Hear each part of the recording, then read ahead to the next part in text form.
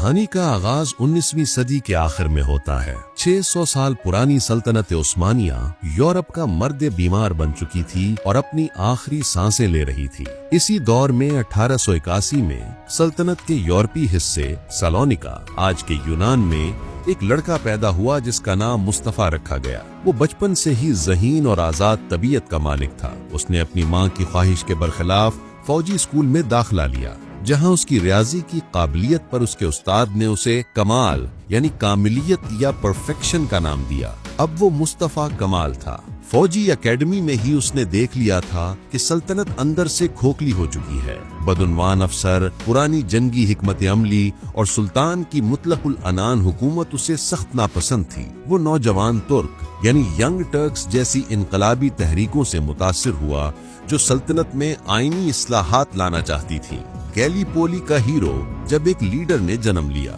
پہلی جنگ عظیم یعنی ورلڈ وار 1 شروع ہوئی اور سلطنت عثمانیہ نے جرمنی کا ساتھ دے کر ایک مہلک غلطی کی۔ 1915 میں اتحادی افواج یعنی برطانیہ، فرانس، آسٹریلیا اور نیوزی لینڈ نے سلطنت کے دارالحکومت استنبول پر قبضہ کرنے کے لیے گیلی پولی کے ساحل پر حملہ کر دیا۔ یہاں کرنل مصطفیٰ کمال کو دفاع کی ذمہ داری سونپی گئی۔ یہ ایک ناممکن نظر آنے والی جنگ تھی۔ دشمن تعداد اور وسائل میں کہیں زیادہ تھا، لیکن مصطفیٰ کمال نے اپنی غیر معمولی فوجی ذہانت اور ناقابل یقین ہمت کا مظاہرہ کیا۔ اس نے اپنی فوج سے وہ تاریخی الفاظ کہے جو آج بھی یاد کیے جاتے ہیں: میں تمہیں لڑنے کا نہیں، مرنے کا حکم دیتا ہوں۔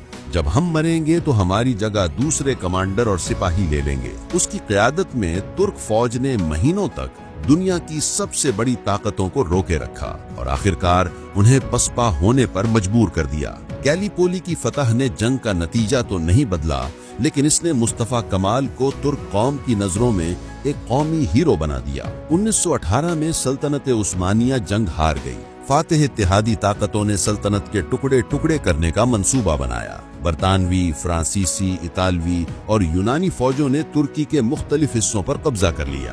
استنبول پر اتحادیوں کا قبضہ تھا اور عثمانی سلطان محمد ششم ان کے ہاتھ میں ایک کٹھ پتلی بن چکا تھا۔ اس نے اتحادیوں کی ذلت آمیز شرائط کو قبول کر لیا، جس کا مطلب تھا ترکی کا خاتمہ۔ جب پورا ملک نا امیدی میں ڈوبا ہوا تھا تو مصطفیٰ کمال نے شکست تسلیم کرنے سے انکار کر دیا۔ 19 مئی 1919 کو مصطفیٰ کمال استنبول سے بحیر اسود کے ساحلی شہر سامسون پہنچا۔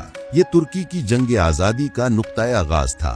سلطان نے اسے باغی قرار دے کر اس کی موت کا فتویٰ جاری کر دیا، لیکن وہ رکا نہیں۔ اس نے پورے اناطولیہ کا سفر کیا، لوگوں کو متحد کیا اور ایک قومی مزاحمتی تحریک کی بنیاد رکھی۔ 1920 میں اس نے انقرہ میں مجلس عالی ملی قائم کی، جو سلطان کی حکومت کے مقابلے میں ایک متوازی اور انقلابی حکومت تھی۔ اگلے 3 سال تک مصطفیٰ کمال کی قوم پرست فوج نے ہر محاذ پر جنگ لڑی۔ ان کا سب سے بڑا مقابلہ یونانی فوج سے تھا، جو اناطولیہ کے اندر تک گھس آئی تھی۔ سکاریا کی جنگ میں 21 دن اور 21 رات کی مسلسل لڑائی کے بعد ترک فوج نے یونانیوں کو فیصلہ کن شکست دی۔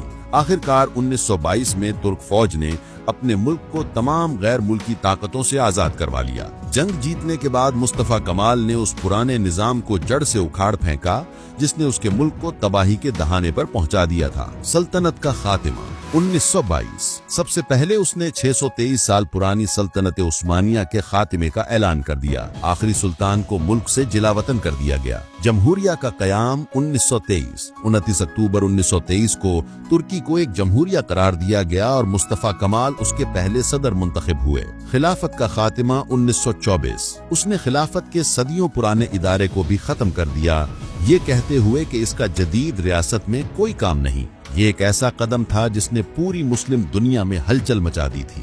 صدر بننے کے بعد اس نے ترکی کو ایک ماڈرن، سیکولر اور مغربی ملک بنانے کے لیے انقلابی اصلاحات کا ایک سلسلہ شروع کیا۔ سیکولرزم، اس نے مذہب کو ریاست سے الگ کر دیا، اسلامی قوانین کی جگہ سوئس سول کوڈ نافذ کیا، نیا حروف تہجی، عربی رسم الخط کو ختم کر کے ایک نئے لاطینی حروف تہجی کو اپنایا تاکہ شرح خواندگی کو بڑھایا جا سکے۔ خواتین کے حقوق، اس نے خواتین کو ووٹ ڈالنے کا حق دیا، تعلیم حاصل کرنے اور ہر شعبے میں کام کرنے کی آزادی دی۔ لباس کی تبدیلی، اس نے روایتی عثمانی لباس جیسے فیس پر پابندی لگا دی اور مغربی لباس کو فروغ دیا۔ خاندانی نام، اس نے قانون بنایا کہ ہر خاندان کا ایک خاندانی نام ہوگا۔ 1934 میں پارلیمنٹ نے خود مصطفیٰ کمال کو اتا ترک کا خاندانی نام دیا، جس کا مطلب ہے ترکوں کا باپ۔ مصطفیٰ کمال اتا ترک نے 15 سال تک ترکی پر ایک مضبوط اور بعض اوقات آمرانہ رہنما کے طور پر حکومت کی۔ 10 نومبر 1938 کو 57 سال کی عمر میں ان کا انتقال ہو گیا۔ اتا ترک آج بھی ترکی میں ایک نیشنل ہیرو اور باپ کی حیثیت سے پوجا جاتا ہے۔ اس کی تصویریں ہر سرکاری آفس اور بہت سے گھروں میں نظر آتی ہیں۔ اس نے ایک مرتی ہوئی سلطنت کی راکھ سے ایک ایسی زندہ اور خود مختار قوم کو جنم دیا جو آج بھی اپنی شناخت پر فخر کرتی ہے۔